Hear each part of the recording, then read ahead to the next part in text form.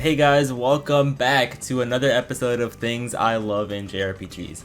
Today we're going to be talking about some of my favorite combat mechanics that make these games fun and enjoyable to play. I'm going to be trying my best to show off each one and explain how they work, so without further ado, drop a like, drop a comment, and tell me what your favorite combat mechanic is. Let's get into it. Starting off with Persona 5, Persona 5 introduced this unique mechanic of baton passing. Here's how it works. The key to winning your battles in Persona 5 will be to strike the enemy's weakness. Once hitting their weakness, the enemy will enter a state of being knocked down and your character will get another turn or a one more.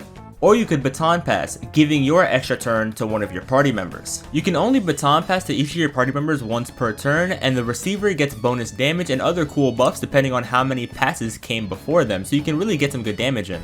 I love baton passing for the simple fact that it kind of forces you to build a well-rounded team, making sure you cover each weakness effectively.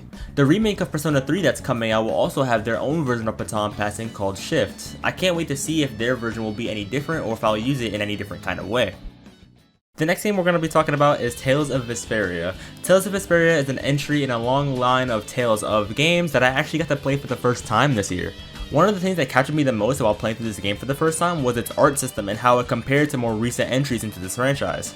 Arts in this game are essentially your super moves that you learn and use throughout the game, and there are three different types. First, you have your base arts that are indicated by the normal sword, then you have your arcane arts indicated by the orange box, and lastly you have your burst art, which is essentially your super move.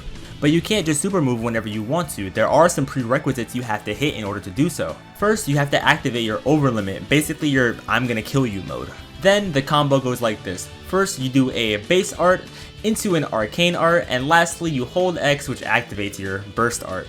Much like Persona 5's baton passing, Tales of Vesperia's art system kind of forces you to put a little bit more brain power into the combat and look at each of your arts to see which ones actually chain into each other, allowing you to actually pull the burst art off. Now I have played both Tales of Arise and Tales of Berseria, my favorite Tales game, before playing Vesperia, so I kinda had an idea of where the art system was going, but it's nice to see where it came from. Alright, the next game on the list is going to be a weird one. It's kinda like a pseudo JRPG. It's an indie game called Cassette Beasts. Cassette Beasts is a game in the pocket monster genre, but this time instead of capturing them in balls or whatever the hell, you capture them in cassette tapes.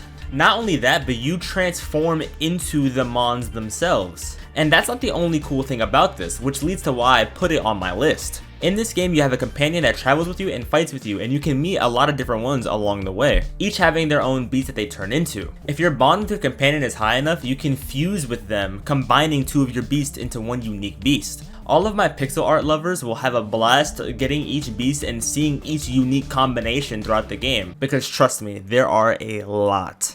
A little cherry on top as to why I love this mechanic, since this game is very obviously music orientated, the normal battle theme doesn't have any vocals, but once you fuse, the vocals are added, which makes the battle theme so much cooler. Here's an example.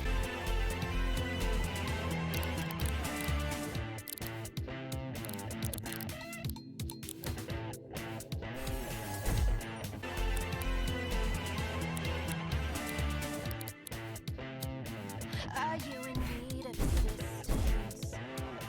I can assist with my fisting. And that's just another thing that makes this game super cool, and hopefully some of you guys pick it up and try it for yourselves.